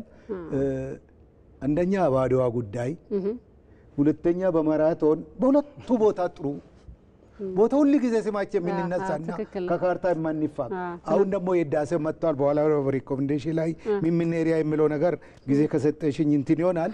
እንግዲህ ዓለም አሁን የታሪፍ ጦርነት ነው። የሚገርማችሁ ፓራዶክስ ነው። ግሎባላይዜሽን ማለት ስርዓትን ይዞ ድንበሮች የሚከፈቱበት ማለት ነው። ግሎብ የሚለው ልዑል ካርታ ራሱ ምስራቅ፣ ምዕራብ፣ ሰሜን፣ ደቡብ ብትሄድ ሙቭመንት ኦፍ ፒፕል የሰው ፍልሰት መሄድ በሰላም መንገድ የገንዘብ ፍልሰት በፎሬን ዳይሬክት ኢንቨስትመንት ቢሆን በፖርትፎሊዮ ኢንቨስትመንት ሸቀጦች እንደ ልብ ይዘዋወራሉ ይላል። ለዚህ ደግሞ ሚንሶቹ አንደኛ ሪጂናል ኢኮኖሚክ ኢንቴግሬሽን ነው፣ አካባቢያዊ የኢኮኖሚ ውህደት። ሁለተኛ ኢንቨስትመንት ነው። ሶስተኛ በዲቢሊቲዮ እንበል በምንነድ የሸቀጦች ዝውውር ነው። አሁን እንግዲህ ከፕሬዚዳንት ትራምፕ መመረጥ ወዲህ ትንሽ እኔ ያልተመቸኝ ይቅርታ አድርጉኝና መሪ መንካት አልችልም። የህፃናት ጨዋታ የሚመስለው በየደቂቃው እንዲጭኛለሁ እንዲያርጋለሁ የታሪፍ ጫናና ማስፈራራው የዓለም ኢኮኖሚም ሊትሬቸሩም አይሸከምም። ይሄንን በየደቂቃ ዲማንድና ሳፕላይ የምንለው እሱም ችግር አለበት ራሱ። ለምን ኢንተርቬንሽን ይፈልጋል ራሱ በአሁኑ ሰዓት ዲማንድና ሳፕላይ 1930 ላይ ዘግሬት ዲፕሬሽን 1929 እስከ 30 ግሬት ዲፕሬሽን የኬኔዥያን ቲዮሪም የመጣው ይፈተሽ የመንግስት ቦታ ተብሎ የመንግስት የዚዮን ድርሻ የሚወስድበት ዋና ምክንያት ነው። መከላከያን ይዛል፣ ደንን ይዛል፣ ውሃን ያቀርባል፣ መብራትን ያቀርባል። ገንዘብ የሚያትም ፕሪንትና ሚኒት የሚያደርግ መንግስት ነው። ይህንን አታስወግድም። ፓብሊክ ሞኖፖሊ የሚባል አሁንም ይቀጥላል። ሚክስድ ኢኮኖሚ ለዚህ ነው። እሱ ደግሞ ሶሻሊዝም እንዲህ ቀብድዶ ያዦኔ ለዛ የግል ለብቱ ተፈጠረ። እንግዲህ አሜሪካ አጋጣሚ ነው ታሪክ ስላገኘች አይኤምኤፍ እዛ ነው ምን እዛ ነው ከሁለተኛ ዓለም ጦርነት በኋላ ዓለምን ስለያዘች ማስፈራራው ከዚህ ነው። እኛ ደግሞ በዛ ስር ነን። ለምን ነው በዛ ስር ነው? አንደኛ የግሎባል ኢኮኖሚ አካል ነን። የዩኤን ድርጅቶችን ሆስት እናረጋለን፣ የአፍሪካ ህብረትን ሆስት እናረጋለን። አጋጣሚ ሰጥቶን አሁን መጠቀም የሚገባን እነኚህ ድርጅቶች ነው። በዚህ ውስጥ ገብተን ወደ አይኤምኤፍ የሚንገባ ወደ ብድር የገባን እኮ ወደንም አይደለም። አንዳንድ ጊዜ ዶክተር አፍሪካ መሪነታችን አጋጣሚ አይደለም፣ የትግል የመስዋዕትነት ውጤት ነው። ኦፖርቹኒቲም ነው፣ ሁለቱም ስራም አለው። ችግር የለም፣ እሱ ላይ እንከራከራለን። አሁን ወደዚህ ወደ አይኤምኤፍ የገባንበት እኔ ብዙውን ጊዜ በዛ ሳንገባ ሪፎርም አካሄድ ይቻላል የሚል አቋም ነበረኝ። እኔ ለምን ይሄ የኢንፍሌሽኑ የምኑ የዓለም ኢኮኖሚ አካል በመሆናችን ወደ ዲቫሉዌሽኑ ገባን። ከዛ ብንወጣ ሌላ ነገር ይመጣ ይሆን? ፕላን ኤ ፕላን ቢ አለ። እንግዲህ አሁን ወደ ታሪፉ እንደ ጠበብ አድርጌ ሁሉ ማዋኘት ስለማንችልና ይሄንን ጥያቄ በመሰረታዊነት ያነሳሁት ምንድነው አሁን የኛ ጊዜ ጤናማ ወይም ደግሞ ይሄ ኖርማል ጊዜ አይደለም። ትልቅ ቀደም ሲል ፋሲልም ሲያነሳ እንደነበረው ለኢትዮጵያ ህዳሴ የሚያስችል መሰረት ምንጥልበት የማክሮ ኢኮኖሚ ማሻሻያ ለዘመናት ሊቆይ የሚችል ወደፊት አመታትን በጣም ብዙ አመታትን ምናልባት ሺህ አመት ሊሆን ይችላል ያንን መሰረት የሚጣልበት ጊዜ ስለሆነ እንደ ሌሎቹ ሀገራት ይሄን ነገር ዝም ብሎ ማለፍ ስለማይቻል ለኛ ሀገር ባለሙያዎች ምን አይነት ጥንቃቄ እንዲወስዱ ያስፈልጋል የሚለው በጣም ጥሩ ትልቅ ኦፖርቹኒቲ እኔ ከህዳሴው ወደዚህ ስንመጣ ተገኝቶ ያልታወቀ እድል ነው ብዬ ነው የሚወስደው። እኔ አልገባኝ በደንብ ቢገባን እቺን ፈረንጆች ምን ይላሉ? ሂት ዘ አይረን ዌር ኢት ኢዝ ሆት ይላሉ።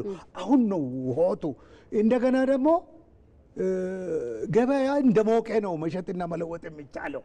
አሁን ይሄን እድል መጠቀም ካልቻልን ኦፖርቹኒቲው ከእጃችን ከወጣ አስቸጋሪ ነውና ብሌ ልጅ እያለቀሰ ይበላል። አንበደርንም አንልም፣ ግን እንትኑ ማየት ነው። ብድሩ ምንድነው የሚያመጣብን ጫና? ሁኔታዎችን እያዩ ያጠኑ ሴሌክቲቭ ብድሩ ሲመጣ ብሔራዊ ሉዓላዊነትን ይነካለው። ምክንያቱም አስገዳጅ ሁኔታዎች አሉ እዛ ውስጥ የሚገቡ ፕሪ ኮንዲሽንስ። እሷን ማየትና ብልጥ ነው መስራት እጅግ በጣም አስፈላጊ ስለሆነ የአዋጭነት ጥናቱ ኮስት ቤኔፊት አናሊሲሱ ከዓለም አኳያ ላለመነጠል፣ ላለመሞኘት፣ ላለመሸወድ ይላሉ የአራዳ ቋንቋ ነው። እነኝህን ኮምፓራቲቭ አድቫንቴጅ ኢትዮጵያ በምንድን ነው የሚታገኝ የሚለው አሁን ኢትዮጵያ ታምርት የሚለው ትልቅ ነገር ነው። አምርታ ምን ታደርጋለች? አገር ውስጥ ፎሬን ከረንሲ የሚያስፈልገን ኢምፖርት ሰብስቲቱት ካደረገች ዶላር እንዳገኘን ቁጠሩ። ዶላር ምንድን ነው የምንፈልገው? እቃ ከውጭ ለማስገባት አይደለ? ፎሬን ከረንሲ አገር ውስጥ ካመረት ኢትዮጵያ ታምርት የሚለው ትልቅ ነገር ነውና በዛ ደረጃ። ነገር ግን ሁሉን ደግሞ ማምረት አንችልም። አሜሪካ መርቻለች፣ ማንም አይችልም። ይሄ ተፈጥሮ ሳይሆን ዲስትሪቢዩሽን ኦፍ ሪሶርስ ኦል ኦቨር ዘ ወርልድ ኢኳል አይደለም። አንኢቭን ዲስትሪቢዩሽን ኦፍ ሪሶርስ እንላለን። ስለዚህ ያለን ሰጥተን የሌለን ለመውሰድ ዲፕሎማሲ በጣም መሰራት አለበት፣ በጣም በጥንቃቄ። ምክንያቱም ብዙ የሚያሰጉን አጀንዳችን ባይሆንም የኤክስፖርትና ኢምፖርት ጉዳይ ስንመጣ አንደኛ በአየር ነው የምናደርገው፣ እሱ ብዙም አዋጭ አይደለም። ሁለተኛ በየብስ ነው ተቆልፈናል። ሶስተኛ ፖርት የለንም። እሱ ጋር አሁንም ፖርቱን አጀንዳችን ባይሆንም ዛሬ ለኤክስፖርትና ኢምፖርት ማድረጉ ነገ የሚታሰብበት ስለሆነ በዛ ደረጃ 130 ሚሊዮን ህዝብ ይዘን ወደ 20 ትሪሊዮን ጂዲፒ ነው ያለ ነው በአሁኑ ሰዓት። 20 ትሪሊዮን 462 ሚሊዮን 20 ትሪሊዮን 462 ቢሊዮን 250 ሚሊዮን ግሮስ ጂዲፒ አለን በአሁኑ ሰዓት። ይሄ ቀላል አይደለም። 130 ሚሊዮን ህዝብ ይህን ስናደርግ አውትሌት ያስፈልገናል፣ መተንፈሻ።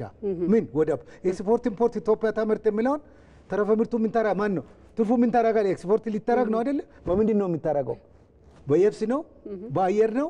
በባህር ነው የሚለው ጥያቄ እንግዲህ ምን መደረግ አለበት የሚትዩ ጥያቄ የኢትዮጵያ ህዝብም ይዞታል። ድሮ ቃሉን እናነሳም ነበር ስለ ወደብ ስለ ፖርት። ይሄም ቃሉ እንትን ውስጥ ገብቶ መልካም ኢንቨስትመንቱ ላይ ሪፎርሙ ላይ የማይገኝ አጋጣሚ ስለሆነ ሌላ አጀንዳ ወደ ኋላ እንትን አድርገን በዚህ ላይ መዝመቱ ቆንጆ ነው የሚል ምን ነው። በጣም ጥሩ ጥሩ ነጥቦች እያነሳን ነው። የስቱዲዮ ማነው የወላይታ ስቱዲዮ ባለሙያችን ቴክኒካሊም ችግር እየገጠመን ስለሆነ እሳቸውን የመጨረሻ ሀሳብ ልስማና እያጠቃለልን እንሄዳለን። እሺ መምህር ሲሳይስ መሳይ ይሰማዎታል? ሰማውታል አይደለ? ቀደም ሲል አንድ እንደ ሪኮመንዴሽን በተለይ ባለሙያዎችም እንደዚሁም የፖሊሲ አውጪዎች በዚህ ጉዳይ ላይ ሊወስዷቸው የሚገቡ ሀሳቦችን ሊያነሱልኝ ሲል ነበር ያስቆሙትና በተለይ ይሄንን ትግበራ ስናደርግ እንደ ሀገር በጣም ጥንቃቄ እንደሚያስፈልግ ከመጀመሪያው ጀምሮ ሲነሳ ነበርና በዋናነት በጣም ይሄንን ጉዳይ ለማሳካት እንደ ሀገር ምን አይነት ጥንቃቄዎች ሊወሰዱ ይገባል? እስካሁን በመጣንበት መንገድ ያየናቸው ጉድለቶች ምንድናቸው የሚለውን ሀሳብ እናንሳና እናጠቃል። እሺ አመሰግናለሁ። ያው ጓዶችም ሲያነሱ እንደነበረ ያው ይሄ ሙሉ ማክሮ ኢኮኖሚ ማሻሻያ ሲተገበር እንግዲህ በብዙ ጥንቃቄ ሲተገበር እንደነበረ ይታወቃል። ሆኖም ግን አንዳንድ አካባቢዎች ላይ በተለይ እነዚህ ዝቅተኛ ገቢ ያላቸው ማህበረሰብን በተለይ ከዚህ ከዋጋ ንረት ጋር በተለይ እነዚህ ድጎማ የሚደረጉ እቃዎች አሁን ላይክ ማዳበሪያ ሲደጎም እንደነበረ ይታወቃል። ቤንዚን፣ ነዳጅ እንደሚደጎም ይታወቃል። ስለዚህ መንግስት ብዙ በዶላር ገዝቶ ነው እነዚህ ነገሮችን ሲያመጣ የነበረው። ስለዚህ እነዚህ ነገሮችን ተጠቃሚዎቹ ማን ናቸው ብለን ስንል ደግሞ አሁንም የተወሰነ ገቢ ያላቸው ሰዎች፣ የተሻለ ገቢ ያላቸው ሰዎች፣ የተሻለ ብር ያላቸው ሰዎች ናቸው ተጠቃሚዎች እየሆኑ ያሉ። ስለዚህ ስቲል አፈጻጸሙ ላይ ምንድን ጉድለት እያሳየ ነው? በተለይ እነዚህ ደሃ ማህበረሰብ የሚባሉ ሰዎች አካባቢ ያለው ትሪትመንት አሁንም ሌላ ስራ የሚያስፈልግ ይመስለኛል። እኔም አሁን እያይን ካለነው ተጨባጭ ሁኔታ ተነስቼ ነው ይሄን ነገር የሚለው። ከዚህ ውጪ በተለይ ከግብርና አካባቢ ላይ አሁን ቅድምም ከቤቱም ሲነሳ እንደነበረው ኢትዮጵያ ታምርት ተብሎ በርካታ ስራዎች እየተሰሩ ናቸው። ግን እነዚህ በቂ ናቸው የሚል ነገር አይደለም። ኤክስፓንድ ማድረግ ያስፈልጋል። እዛው ላይ የሆነ የአንድ ሳምንት ወይም የአንድ ወር የአንድ አመት እንትን ሊሆን አይገባም። ሳስቴን ማድረግ መቻል አለብን። ቀጣይነት ሊኖረው ይገባል። ያ ቀጣይነቱ ካለ ሁሌም ፖሎ አፕ ሞኒተሪንግ እና ኢቫሉዌሽን ስራ ቢሰራ በዛ ዘርፍ በተለይ አሁን ኢምፖርት ሳብስቲቱት ማድረግን ጉዳይ ሶልቭ እያደረግን መሄድ እንችላለን። ስለዚህ እዛ አካባቢ ላይ ሰፊ ስራ ያስፈልጋል። ስለዚህ ሌላው ሪከመንድ ማድረግ ምንድነው በተለይ ይሄ ዋጋ ንረትን ሚኒማይዝ ለማድረግ የተጀመሩ ስራዎች አሉ። በተለይ ይሄ ሳንዳይ ማርኬት እየተባለ በየቦታዎች የሚፈጠሩ ጉዳዮች አሉ። የሆነ አንደ ብቅሉና አንደ የመጥፋት አባጆች እያየን ያለ ነው። ስለዚህ እነዚህ ኮንቲኒየስሊ ሳንዳይ ማርኬት ፕሮሞት ቢደረግ ሁሌ ቢኖር የተወሰነ የዋጋ ንረትን ሶልቭ ሊያደርግልን ይችላል የሚል ሀሳብ ለመጨመር ነው። አመሰግናለሁ። በጣም አድርገን እናመሰግናለን። በስቱዲዮ ተገኝተው እንደዚህ አይነት ሀሳብ ስለሰጡን ጊዜዎትንም ስለሰጡን በጣም አድርገን እናመሰግናለን። መምህር መሳይ ገላው በወላይታ ሶዶ ዩኒቨርሲቲ ቢዝነስና ኢኮኖሚክስ ኮሌጅ የኢኮኖሚክስ ትምህርት ክፍል መምህር ናቸው። በጣም አድርጌ አመሰግናለሁ። ወደ ፋሲል እመጣለሁኝ። እያጠቃለልን ነው። ቀደም ሲል አንድ ሀሳብ አንስተን ነበረ። ከአሁን መምህር መሳይ የሚያነሱት ጋር ይገናኛል። ምንድነው ኢምፖርት ሰብስቲቲዩሽን የሚለው ጉዳይ ላይ ለምሳሌ ገንዘብ የኛ ሀገር ገንዘብ እንዲቀንስ አንደኛው መሰረታዊ ጉዳይ ኤክስፖርት የማድረግ አቅማችን በጣም ውስን በመሆኑ ምክንያት ነው። ይሄ ደግሞ ላለፉት ብዙ አመታት ቀደም ሲል ዶክተር ዱጋሳም ሲያነሱት እንደነበረው ኢትዮጵያ ላይ ምርት ሳይሆን ቴክኖሎጂ ሽግግር ሳይሆን የፖለቲካ ሽኩቻ፣ አደገኛ የሆነ ጦርነት፣ እርስ በርስ ግጭት ያሳለፍንበት ረጅም ዘመን አለ።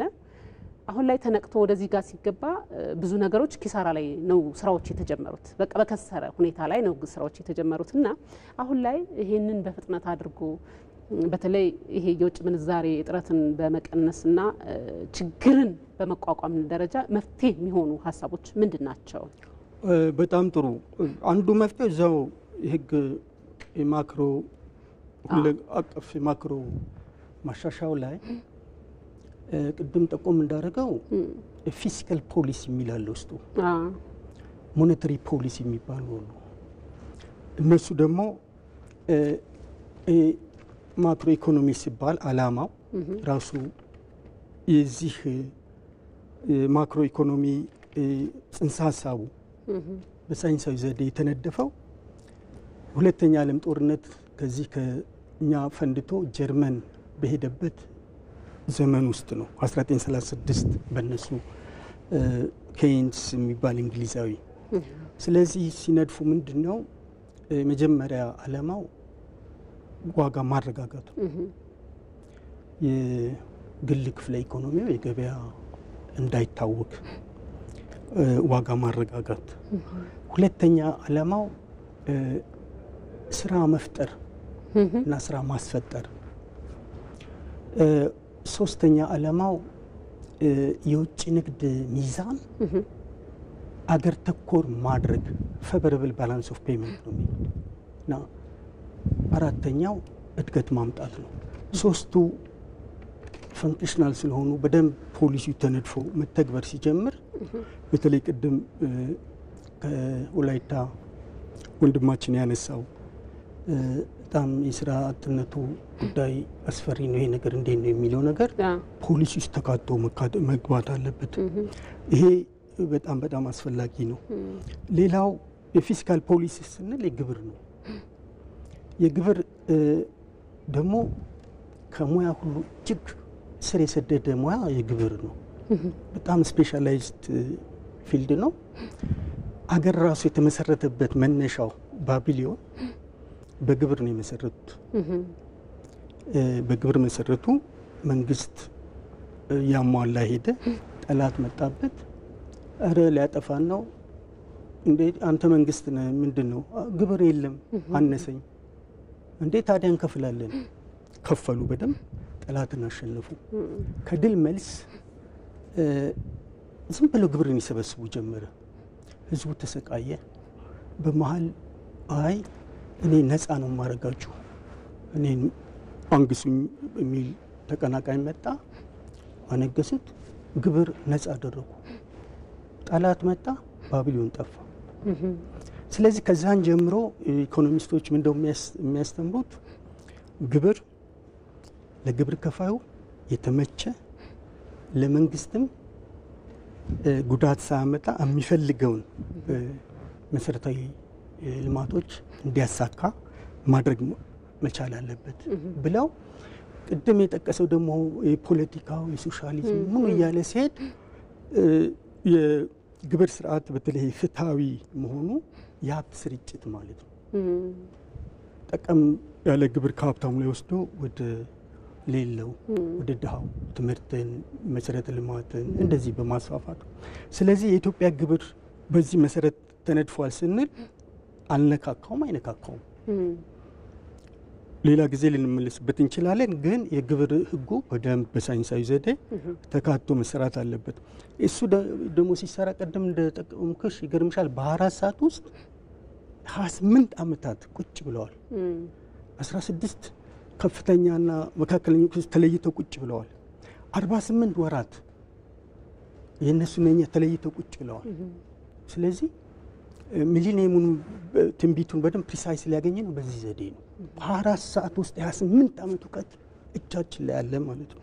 ስለዚህ የፊስካል ፖሊሲና የሞኔታሪ ፖሊሲው በዛ መቀረጽ አለበት።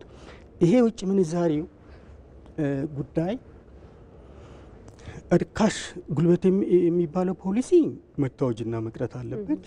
አንድ ሁለተኛው ይሄ የህዳሴ ግድብ ኮሮና ቫይረስን ለማጥፋቱ የሰው ህይወት መቀጠሉ ማረጋገጫ ዘዴ ነው እንጂ ኮሮና ቫይረስ ቫክሲኔሽን ተገኝቶለት የጠፋ በሽታ አይደለም። ከዚህ አንፃር ስነ ምህዳርን በመመለሱ የዶላርና የብር ሚዛን ምን ይሁን የሚለው እንደዚሁ በየ4 ሰዓት በሚወርደው የዓለም ካርታ የመሬት ቮሊዩሙን ሜዥር ማድረግ ነው። ድሮና አርካሜዲስ ናቸው የሰሩት። አሁን ደግሞ እኛ ሚሊኒየም ነው ህዳሴ ነው። ህዳሴ ማለት በነገራችን ላይ የአውሮፓው ምንድነው የተረጎሙት የግሪክን ፍልስፍና ሄደው ጎበኙ እና አርስቶትል እንዴት ያስቡ እንደነበረ ከዛ የነሱን ወስደው የራሳቸውን ጨምረውበት የአውሮፓ ህዳሴ። ስለዚህ የኢትዮጵያ ህዳሴ ስንል ከግሪክ ብቻ ሳይሆን ቅድም እንዳልኩ ከባቢሎን ጀምረ የባቢሎን የ360 ዕለት ዘመን ነው። 365 ቀን ከሩብ የኢየሱስ ክርስቶስ ዘመን ነው። እስካሁን ድረስ ዓለም 365 ቀን ከሩቡን የኢየሱስ ክርስቶስ ጊዜ ምን እንደሆነ አያውቀውም። በዚህ የተነሳ አሜሪካኖች አክኖሎጂ ያደርጋሉ ባቢሎኖች የ360 ዲግሪውን የክብ ዙሪያው የኛ የፀሐይ ጮራ ነው የምንለው እነሱ ዲግሪ ነው የሚሉት በየ4 ሰዓት ነው የሚወርደው እና በሱ ህግ መሰረት የብር ምንዛሬው ገርምሻል በመጠኑ ከ1 ብር ማለት ነው ከ12.16 ዶላር በላይ ነው። ይሄ ምንድነው ዓላማው? የሰው ልጅ ካሁን በኋላ ከጦርነት መውጣት አለበት። ቅድም ጦርነትን አንስቷል። አድዋ አንድ ዓለም ጦርነት ነው። ወደ ኦስትሪያ ነው ሄደው የካቲት 12 አዲስ አበባ ያለው የማሳካር ምልክት ወደ ጀርመን ነው ሄደው መቀሌ ጥቅምት 4 ላይ ፈነዳ ወደ ዩክሬን ነው ሄደው ይሄ እንደገና እኛ ጋር ማልቆም ይሄን ማስቆም የኛ ስራ ነው። ፈረንጆቹ ምንድነው የኛ ምድር በጣም ሰፊ ስለሆነ እነሱ ትንሽ ስለሆነች ሁሉ ጊዜ እየኮረኮሙ እንንጠቅ ነው። ይሄ በቃ ነቃን። ስለዚህ እርስ በርስ ግጭት ምናምን ጦርነት ምናምን በመኖሩ ምክንያት ወደ ኋላ እንድንቀርም ምክንያት ነው። በቃ እነሱ ስለሚፈልጉት አሁን እኛ እዚህ ጋር ምንድነው ቅድም ኮምፒውተሩ በነገራችን ላይ ስልክ ጠቅላላ ይዘናል አይደል? በእነሱ ቁጥር ብቻ ስለሆነ ይሄ ሰፊውን ሀብት ቪዥዋላይዝ ማድረግ ሁሉ አልተቻለም።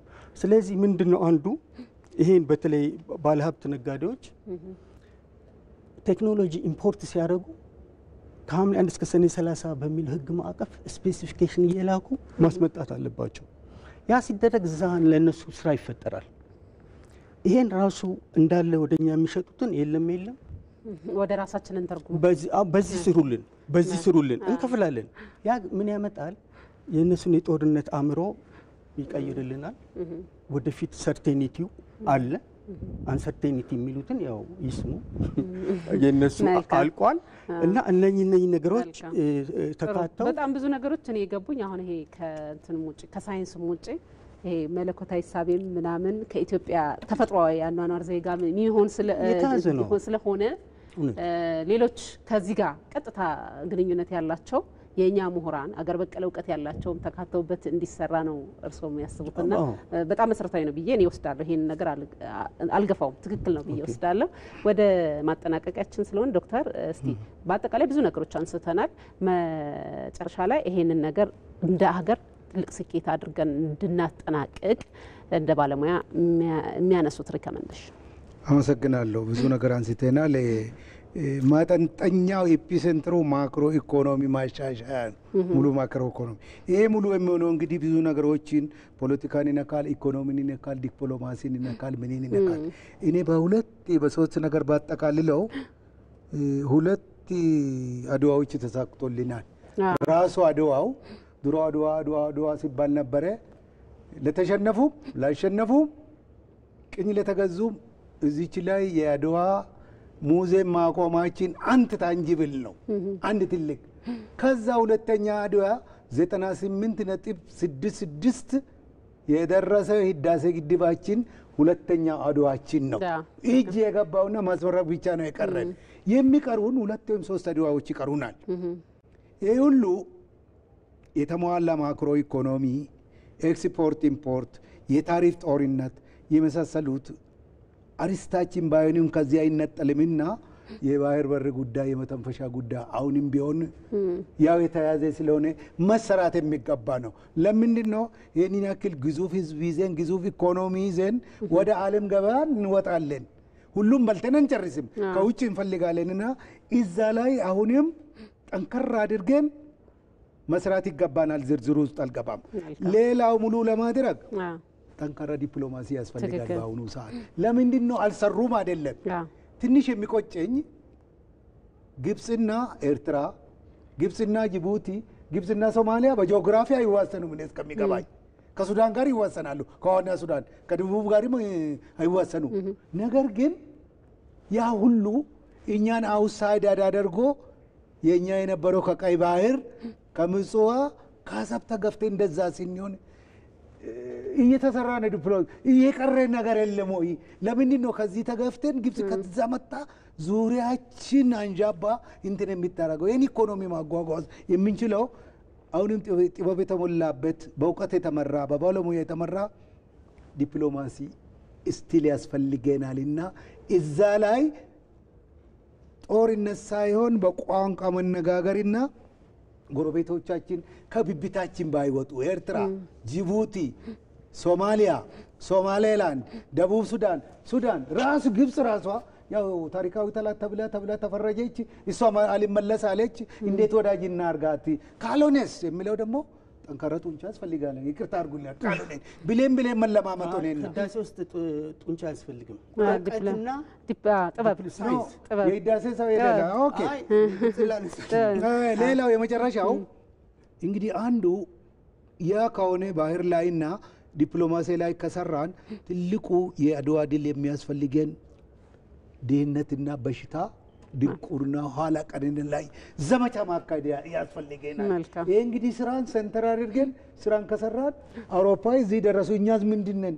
እነ ልዩኝ ዘፈነ ነበር አውሮፓውያንን እንደረስባቸው እነሱም እንደኛ የሰው ልጆች ናቸው ይባል ነበረው። እኛ ለምን አንሰራም የሚለው እዚህ ላይ ጀግንነትና መሰጠት ቆራጥነት መስዋዕት ያስፈልጋል። በጣም ጥሩ መልእክት ነው ያነሳ ነው። በጣም ደስ ብሎኛል ስለመጣችሁ እዚህ ስለተገኛችሁ ይሄን ሐሳብ ስለሰጣችሁን።